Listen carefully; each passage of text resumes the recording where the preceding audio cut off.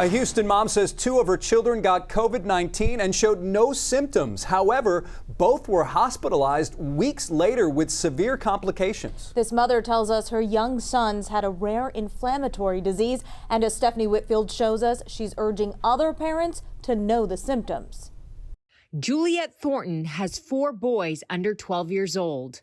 Earlier this year, 2 of them spent weeks in the hospital with complications after COVID-19.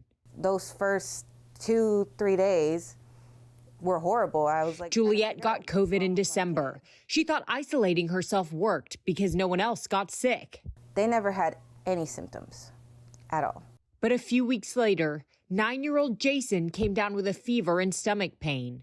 And then I noticed his fingernail beds were blue, and I'm like, nope, lack of oxygen. That's my first thought.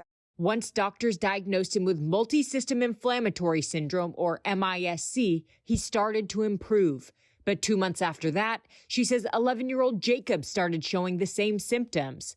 Both boys were tested and had COVID antibodies. Jacob had inflammation of his brain and spine. And Jason had inflammation of his liver and his heart. Doctors at Texas Children's Hospital say this family story shows how serious complications from COVID can be. As a mother, all you hear is your child is sick. And there's nothing you can do about it but leave everything up to these doctors to make sure that they get taken care of. She says both boys are much better, but continue to see specialists.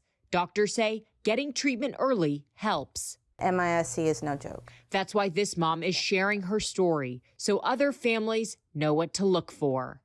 Stephanie Whitfield, KHOU 11 News.